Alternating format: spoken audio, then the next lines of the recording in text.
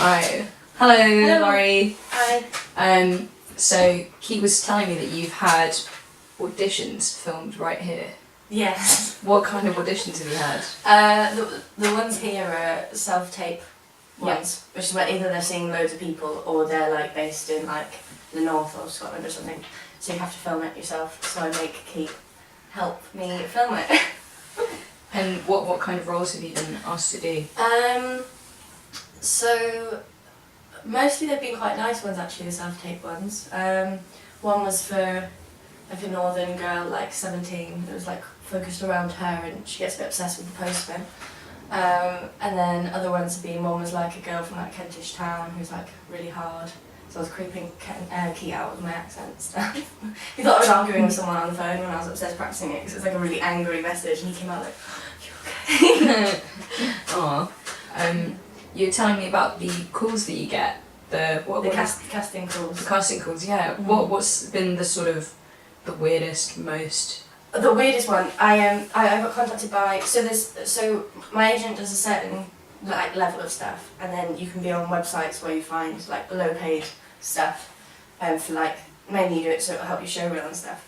And I got contacted by this director that was like, oh, we think you'd be great for this role of, I can't remember what her name was, blah blah blah, it's like a feature film, will you like read the script? No, short film, sorry. And then they sent me the script and she was dead for most of it. And then there's a few scenes where she's like standing behind the lead, who's the male, and then he's obsessed with her even though she's died, and then he has sex with her dead body at the end. And I was just like, what? And then I like emailed them being like, I'm just wondering, so I was like never going to do it, but I was like, how are they going to film this? This is so disturbing. And I emailed them and was like, just wondering how you're going to do those scenes. And they were like, oh well, obviously because you're a professional actress, we might get a body double. And I was like, so there's going to be some poor girl who, her only shot is her naked while someone's having sex with her dead body. I was like, this is just, I think that's the weirdest one recently. Just, really disturbing. So you didn't do that one? No. No. It was also not paid. Oh, right. So they weren't going to pay, and then also we're going to expect nudity. How terrible. Yeah. Right. It's actually quite standard. Yeah, exactly. The dead thing's new. Yeah. But the like young, especially like some young male writers, just kind of seem to throw in nudity for no reason. You've seen that Brown Bunny film, haven't you? Or, the Chloe Sivan, and at the end she needs to give a blowjob to the director, and the director wrote the film just so he could get a blowjob from this famous actress. Oh my god. How terrible is that? I heard about, Sharon Stone. Yeah. What's the one where she does the thing with the legs? Mm. It's like really famous scene. Point Blank? Is it? The one that's like an interview thing. Yeah. I heard that she was wearing underwear for that, and they weren't supposed to be showing anything anyway. And the director said, "Oh, your like underwear's catching the light. Can you like take it off because it's like catching the light on the camera?" So she took it off, and apparently she didn't know that they were actually going to show her vagina until the preview. I think. They didn't know that they were actually going to be able to see it. Yeah. Fucking men. Mm. You were telling me about this funny horror film that you were involved with. Yeah, it was called Monstrum, and it was it's a feature film, and it's like a comedy horror, with so I think there's 2 female characters and like 8 male characters, I think. But that was actually a really positive experience because my character wasn't. At the beginning, she seems really like sweet and young and vulnerable and stuff, and then it turns out that she's the one setting up. They think there's like, I can't remember, this is like 3 years ago. They think that there's like they're doing like a documentary on this like monster thing that's happened. They don't believe it's real, and then people start dying.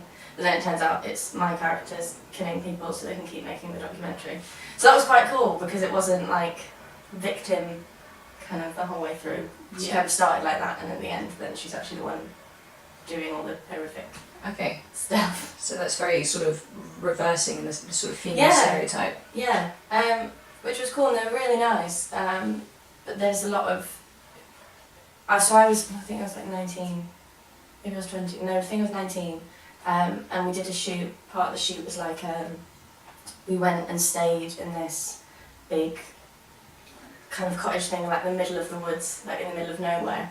So we were like staying with like 10 guys who I just didn't know very well because I'd only known them through like the audition process and stuff like that. And then one woman who was like in her 30s. So it was a bit strange for like the first day, but they were really lovely, like a really lovely team. And I think we're very aware that I might be a bit like, what's up, strange man? Yeah. So we're just like really friendly. Where was that, in a cabin? It was, yeah, it was in, there's like some, I can't remember the name of the woods, but it's in like Preston in the north. So it was literally like, I think we had to drive like an hour out and stay in this hired cabin in the woods. We had to go over like a rickety drawbridge to get there. So it was a bit horror film before we were even shooting it. Yeah. So, what other kind of elaborate sets have you been on? Well, some are quite weird. That's because that was a kind of like medium low budget film.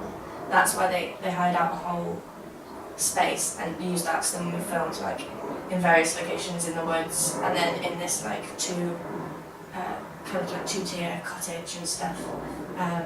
This like weird rope bridge, you had to go over a swamp to get to it and stuff like that. That's probably one of the more dramatic. Then lots of the other ones, particularly the higher paid ones, it would just be a room. So you're just going through like a normal office building, and then you go in, did a short film where it's like a hospital. But it's literally just one room in like a kind of office structure that suddenly you go in and it looks like there's a whole ward there, but it's only one kind of tiny room. Yeah. Does that can that be hard for performing in, or? Yeah, well I think film's harder than, because even if you're in a big space, like even if they pick, the whole set is exactly where you're supposed to be in real life, you've still got like a camera there, lights here, a guy with a giant like boom over your head. So I think wherever you are, that kind of, you're already like really aware of being watched, which can be helpful for some roles, I guess. Yeah. But for other stuff, when you try to be really relaxed and like normal, have an intimate scene and then there's like 10 people around you and different things. So I guess acting can make you feel quite vulnerable Yeah. at times. Yeah, I think especially if you're a young actor, because you've got the fact that like you're starting a new career, so you want to do a good job. You want the director to think that you're doing a good job, so they'll hire you for something else. You have to be aware of like where the cameras are and what kind of, are they doing a closed shot? Is it how aware do you have to be of your body, and like stuff that took me ages to get used to is like if you you might start with like a wide shot and then come in. And if you're starting on a wide shot and then on one particular line, like I lifted my cup of tea up, I then got to remember like what that flipping line was, because we're going to do a million different takes, and if I don't remember to do that on exactly the same place I did it, then the continuity people are going to kill me later on. So Yeah. it's you're really self-aware. Whereas I think theatre, weirdly, even though you've got a big audience, can be less hypercritical. Yeah. And you can get away with it a bit more, I think, because it's not being recorded, so there's stuff you can hide from an audience that you can't hide that on film. I think with like theatre, I guess you can just do it for yourself almost. Yeah, like you've still got to, there's like a totally different thing in that like if you're doing film, you can kind of just feel the emotions because you've got a camera there and the camera's going to pick everything up from your eyes. So in theatre, you've got to project it out and like try and hit the people at the back so they can see what tiny thoughts going on, and also not overact with the people at the front. But it's less, I do think it's less vulnerable. Okay. Yeah. Going back to the sort of roles that you get, are they quite, I don't know if I'm repeating myself, are they quite stereotypical to like any feminine roles? Yeah. I think, especially when you're trying to build a showreel, if you're doing a lot of student films, there's like, there's wife or girlfriend or victim, Right. which is like you just read the same casting calls like again and again. And I think it feels like it gets better when you start getting more paid jobs. And stuff that like will come through your agent. They feel more developed, but sometimes that's a bit of a screen as well, because it'll sound like it's really developed, and then you read the script and again she'll get naked for no reason. Right. But it's slightly better because it's £400. It's not that I'm not against doing like nudity on film, but I'm only ever going to do it if it makes complete sense. And if you've got a script where you know, there's a sex scene and they want full nudity from the female actress and they just want topless from the male actor, you then go, well, why? Because it doesn't make sense for the story. Is it because it's a male director and a male writer, or? But I think it's hard because I think the basic thing that we have is the default is like a male character, so then and female end up being stock characters. And like I write the plays, and I find even with when you're writing, because that's what we know from like theatre and film, it's much easier to write a male character because we're used to seeing them. What, historically? Yeah. Even like as like a woman writing it, it feels like you've got this battle between a conscious choice of being like, I'm going to write a female character because it's frustrating that I don't see any. But actually the natural default is to write a male character because of historically in film and in theatre. Yeah. I've considered how usually you can go. Okay. See you there. See you later. I've been considering how, you know, usually architecture has historically been designed by men. So obviously that's going to affect any set or environment that you're in. Yeah. So have you found that the sets that you have been in have been quite male driven in a sense? Or male? It's always mainly men, because if there's 10 characters, most likely like 7 of them at least will be guys. There might even be like 1 female character in the film. And I've been on 1 film shoot where there's been a female director. There's been a couple of female assistant directors, but mostly, you know, most of the lighting people will be men. And like I hope this isn't like everyone's experience. I'd like to think the more that I do, I get to meet like more women in these different kind of roles. But I've always had female makeup artists, and then men doing like the directing and the editing and the lighting and the boombox, and I think it is a lot harder. I think you have to work your way in. Like some sets are great, but on some there's a bit of I think there can be a bit of a boys club kind of thing that you've got to break into, which is a bit frustrating. I don't know if I should ask again, because like it might be repeating, but That's okay. I guess with all this construction behind a film by men, do you think that naturally just constructs the female character to be sort of more vulnerable and, you know, weaker within whatever visual space they're in? You know? Yeah, I think I've been lucky in some things where it hasn't felt like that, because I've been really lucky actually having a few female strong characters, but that's because I've turned down a lot of, with the low paid stuff, turned down a lot of scripts. But I think everything down to your costume and stuff, particularly if you're doing like a short film, because maybe all of them, because they feel like, you know, you want to convey so much to an audience in that image. So she's really feminine and girly, let's put her like in a really cute kitchen in a pink fluffy jumper, would be like the go-to for like, let's make her feminine. And because that's not what I'm like, I sometimes find that like a bit uncomfortable, because I'm like, oh, I've got to play a girl now, which is a really weird experience.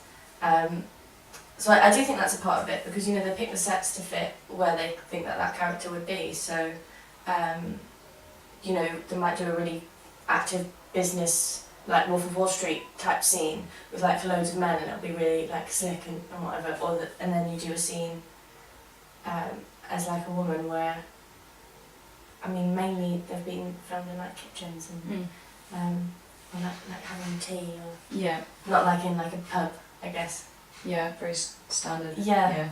I guess I'll ask the last question. I'm just going to redo this for doing this, by the way. So I've left myself with a question to answer at the end of my exam. Should the design of a film reflect more on today's gender politics? So this could apply for, you know, films of the future. We should start asking this question, surely, whenever making a film. The sets themselves, or kind of the encompassing, like, of who's on the set, who's moving the set, who's building the set. Yeah. Everything. Everything, I think.